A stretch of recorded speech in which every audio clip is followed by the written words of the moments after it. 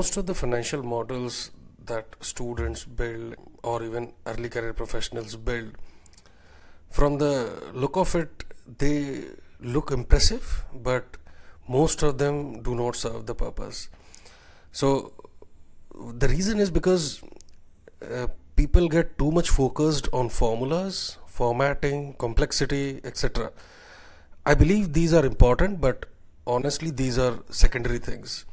In the corporate, the primary thing is something else, which many of the people get it wrong. So before we deep dive into the must-haves in a financial model, let me just quickly touch base on 4 small pointers that must be there or that qualifies a financial model to be a good financial model. The first thing is the objective or the purpose. The financial model should fully solve the purpose for which it was built. If that is not being solved fully, or if that is being solved partially, it's of no use. Secondly, it should be fully dynamic to any changes in assumptions. If that doesn't happen, it serves no purpose. It is useless. Thirdly, the model should be well structured. When I say structured, what I mean is that there should be a proper assumptions tab, there should be a proper drivers tab, there should be proper financials tab, there should be proper scenario analysis tab, there should be a proper dashboard. That gives the model structure. A model has to be structured. Again, if it is not structured, it creates issues for the second person or the third person who may end up updating your models. And lastly, the models have to be easier to maintain and update. So if you follow these 4 things, the model should satisfy the objective or the purpose for which it is being built. Secondly, it should be fully dynamic. There should be no hard-coded values. It should all run from assumptions or some place where the variables are stored. And thirdly, it should be well structured. And lastly, it should be easier to maintain and update. I think if these 4 things are covered, your models would be 99% right. So these 4 things are very, very critical for any financial model. Now let's look at quickly what are the must-haves in a financial model. This model it's about Schaeffler. Schaeffler is basically a European-based automobile ancillary company, and I had created this model around 7 years back, and the way it was structured 7 years back, it is still relevant today. So, and those principles in the financial modeling field have still not changed. Agreed that some formulas might have come new, might have come better, and they can be upgraded, but the fundamentals remain the same.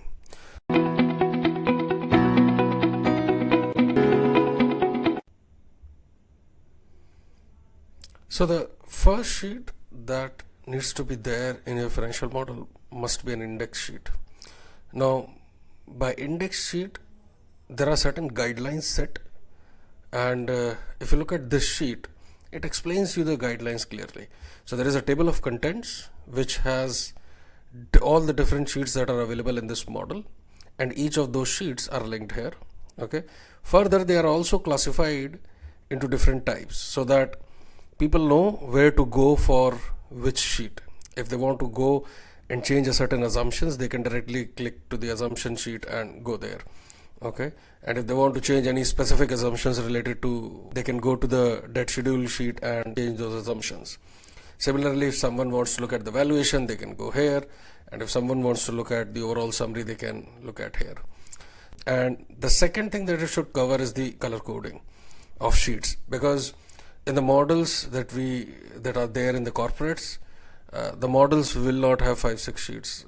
I have seen models more than 40-50 sheets as well. But again, those are different types of models because they run in a different way. And those are mainly accounting driven models. When I talk about accounting driven models, I specifically refer to FP&A models, because for that you need to create projections across multiple individual entities and then roll it up and then do the consolidation and then intercompany eliminations and then there are assumption sheet, there are other working sheets. So that's why the model can become comprehensive. So in those cases, index sheet helps a lot at that time. So that's why we color code the sheets as well. So the sheets which would be assumptions and workings would be classified as different. The sheets which would be summaries and dashboards, they would be colored differently, and they would be present at the initial part of the model. All of your workings and everything should be at the back. Thirdly, the index sheet should also cover the font display. Like for instance, all the hard-coded assumptions should be like this. So this means that this pattern is being followed across the model. So if you see here, the assumptions are colored with a light yellowish background and they have a blue color font. All the formulas do not have any fill color, but they have just the formulas with black color font. And there's the drop down list. All the drop down lists are darker red colored background and are bold in nature. So this, wherever you see this, for instance, just an example, if you see it here, so immediately the user will know that okay, this is a drop down. Okay, so that's the overall objective of the index sheet. Now, and if there are any macros present in the model, it's always good to highlight those, because so that users do not end up adding any rows. You also have other option to lock certain sheets wherein people cannot add and remove rows. So that way, that ensures your code will work properly. Now, the second sheet is valuation summary. Now this becomes very much relevant for a equity research model. When I say equity research model, I mean company valuation model, where you end up doing DCF and relative valuation. So this sheet has two parts. So one is the company's price movement versus its peers. Okay. And the second chart is company's price performance versus the sector. You can also add, so I've also seen in the other models where people also have spider charts as well here to compare certain metrics of that company vis-a-vis peers. That is also a standard industry-wide accepted practice. So 2-3 spider charts also will be here, and like comparison of ROE, comparison of any other critical ratios, etc., margins of that company vis-a-vis the other peers. So other than that, the second section, if you see in this sheet, would be blended valuation methodology. So there you would be stating that how much weight you have given for the DCF methodology. Here it says 70%, and then how much weight you have given for relative valuation. Here it says 30%, and then the fair value per share is arrived at, and upside or downside is calculated. This summary can also be enhanced by giving certain assumptions also that you have used across your valuation, but this is the bare minimum that it should have. Now, third sheet would be DCF valuation. Now this again is very relevant for an equity research model. If you are doing DCF valuation, the sheet has to be separate. It can't be mixed with other sheets. Now here, the ideal practice or the bare minimum practice is to have 1 year historical at least, and the remaining 5-year forecast and whatever terminal value you are arriving at, that should be displayed. Any or all of the assumptions that you are using in the model should be displayed clearly and outlined separately so that it is easily identifiable. All of the assumptions are here, and these are the calculations. Now again, I don't want to go in much details, because the objective of this video is to showcase what should be there in a financial model rather than walking you all through the financial model. Later at any stage, I may create another video wherein I explain and walk you through this model. But when it comes to terminal value, the ideal practice is to have at least 2 approaches, so that one can cross-check also and understand whether the approach that is being used or whether the assumptions that are being used are well within range or not. The full valuation should be covered in this sheet, and you should be able to arrive at upside or downside as on a certain date. Like you can see, the date written here is Feb 2017. That's when I did the model. So I think it's 8 years, not 7 years. I stand corrected. Then one sheet has to be there for relative valuation. Like you have for DCF valuation, you need to have a separate sheet for relative valuation. Now, this section I've seen mainly that people shy away from not adding much details, but trust me, this is the bare minimum details that you need to have. You need to have the company names, you need to have their tickers, you need to have their price on that day, you need to have their market cap. Again, these may or may not be used, but it is always good to have these numbers because that sets a reference point in terms of the comparables that are being used.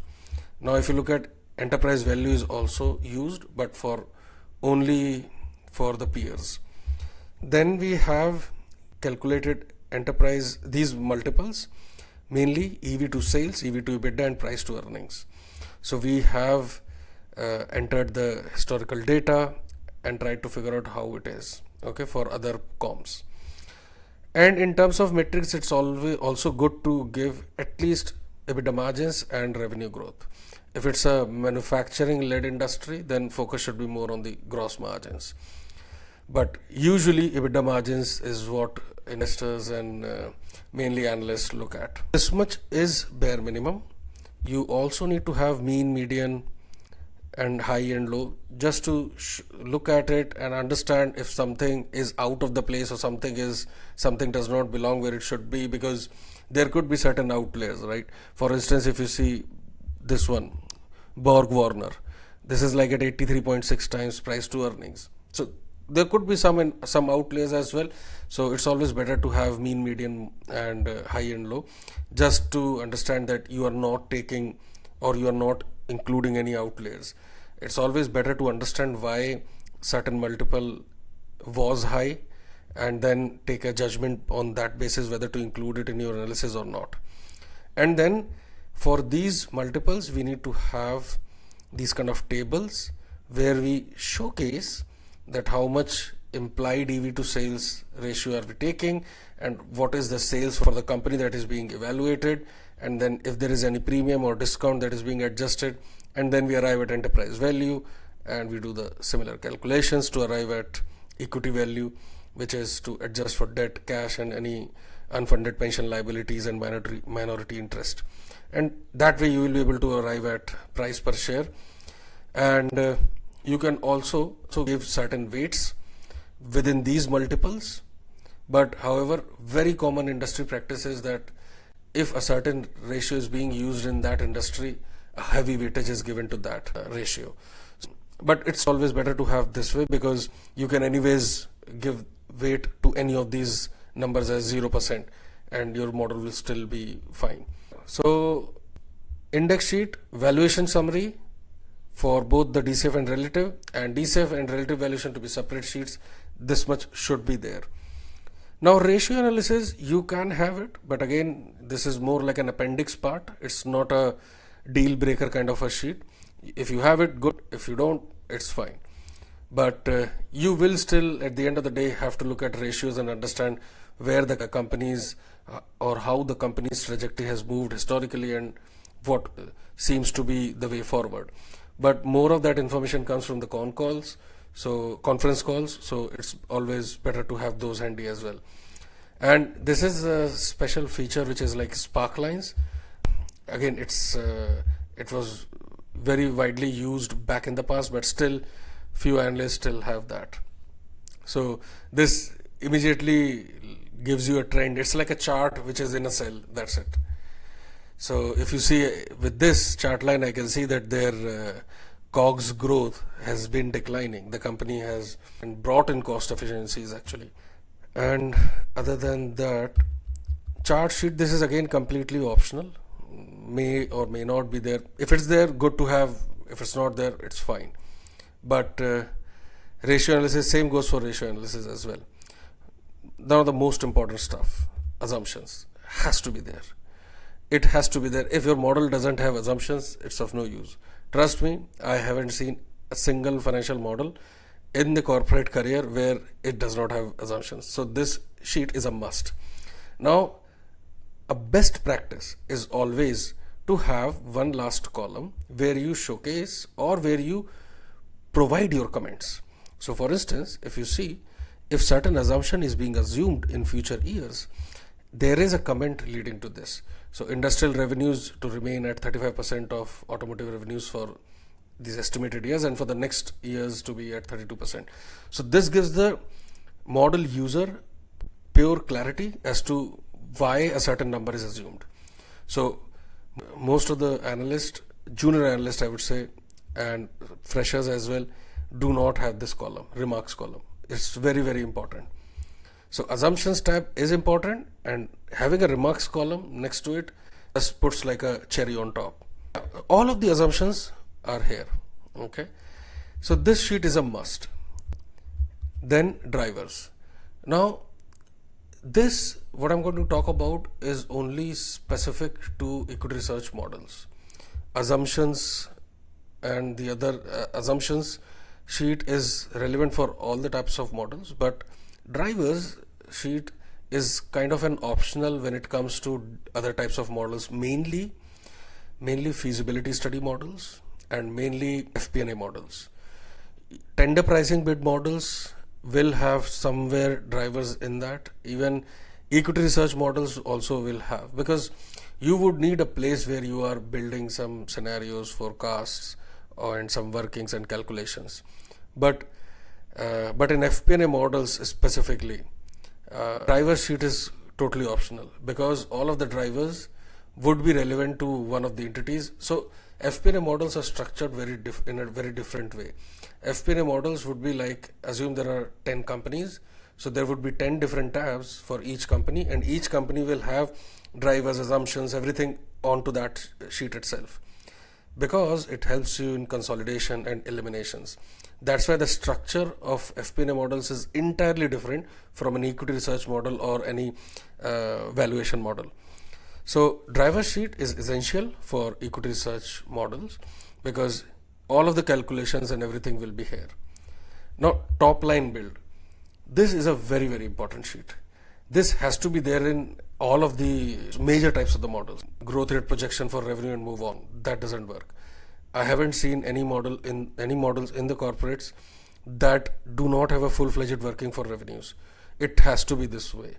So if you look at it, this is just the revenue workings, spanning probably closer to 70-80 rows, and it's grouped.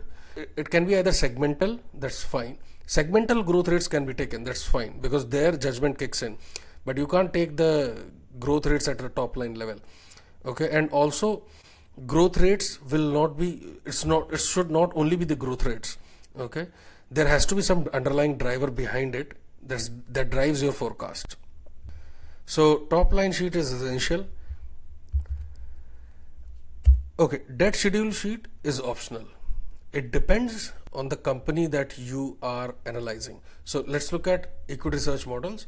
In equity research models, usually the companies that have leverage will clearly provide guidance on the upcoming payments of the company, or at least for 2 to 3 years. So if that clarity is there, you don't need debt schedule. Okay, but companies which do not have provided that clarity, you can still create a simple debt schedule if the company has leverage. But this type of interactive sheet comes very helpful when you are working on, let's say, feasibility models, and when you are working on FP&A models. In equity research models and even private company models, you don't require this kind of interactive and complex debt schedules. The things may change when you are looking at LBO, but again, there also you can get away with a simple and a small debt schedule. But an interactive debt schedule is heavily required for FP&A and feasibility models. So yeah, this is again optional. Yes. Now, income statement, balance sheet, cash flow. Well, a good practice is to separate out your financials. Do not keep them in one sheet. This is one of the best practices. In almost all of the equity research models, income statement, balance sheet and cash flow will be separated out. And then, okay, this is just the share price related data. And okay, so sometimes, see, each company that you are analyzing will be unique. in equity research, or even if it is private equity or any other roles. Wherever you are analyzing companies, there will be uniqueness. Okay. Now, since we were looking at Schaeffler, it's a European based company. So at that time we had to look at what the historical exchange rates were and what could be the potential impact of the exchange rates. So that was the purpose why this sheet is there. But again, this sheet should only be there if required. Okay, so this is the raw data, production data. Now this is what is being used in our top line build. So, and these are the downloaded data points, publicly available data. If you look at it, it says sources OICA data, all available publicly. And so when you're basing your revenue projections, you have some basis to it.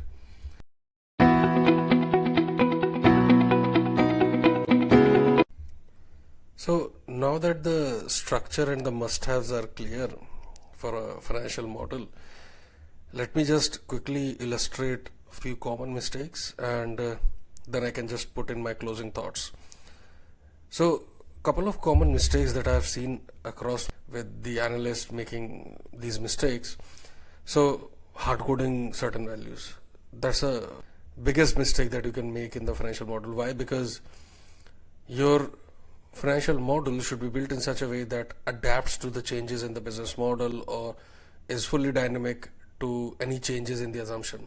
Now, if a certain value is hard coded somewhere, when you have made changes elsewhere in any of the other assumptions, that hard coded value will not move, and then your results could be significantly different from what it should have been. So even if it is something which you believe will not change ever, it is still a best practice to put it in the assumption sheet and then link it rather than just putting a hard-coded number somewhere in the formula. The auditability, the traceability is lost in a model if hard-coded numbers are used. And secondly, many times I've seen that people do not create assumption sheet at all. Trust me, it will be a nightmare when you're presenting to the CFO and the CFO asks you to change certain assumptions and you are unable to trace from where a certain assumption is coming, which happens most of the time, because if the assumption sheet is not properly made and not properly documented, these issues will exist and these issues will appear. And also I've seen that people more focus on complicating the model. What I think is that you should not strive towards complicating something. Rather, you should strive towards the 4 things initially that I said. And the 5th thing, if you feel like as in comprehensiveness, that is fine, as long as you are achieving a better degree of accuracy. But if the better degree of accuracy is just by, let's say, 0.5% or 1%, then it's of no use, right? Then the hours that you will invest in achieving that 0.5% degree of accuracy higher would be of no use. So comprehensive you can make, but it should only be because you are improving the degree of accuracy by at least, let's say, 5 to 10%. Then yes, why not? But initially what I would recommend is that people should focus only on the 4 things that I said in the initial part of my video. Now, in terms of closing thoughts, so see, when you have worked more than a decade in financial models, numbers move around in your head, honestly. If someone talks to me about a certain problem and they are telling me that they want to create a model for that, the entire model is already created in my head. I know the way I will structure it, and it's all written in my head. And this will happen with everyone. This happens with everyone. Whosoever has worked more than a decade, and not even a decade, I mean, whosoever has worked for even 5 to 6 years in financial modeling itself, if you will hear about a modeling assignment, or if someone gives you a modeling assignment, that model will itself be created in your head first, and later on you will put your thoughts into the Excel. So my advice is this: that before you start with any financial model, always make a plan, structure your thoughts, lay down your thoughts, and then implement it in Excel. If you rather just directly jump into an Excel, then later on structural issues throughout the model could appear. Because see, for equity research models, the models are very simpler, but when it comes to feasibility models and even tender pricing models and FP&A models, structure becomes one of the most important things. So it's always better to lay out the entire thing and break it down into smaller pieces and then execute those smaller pieces to frame a full-fledged financial model. That's it for now. Thank you.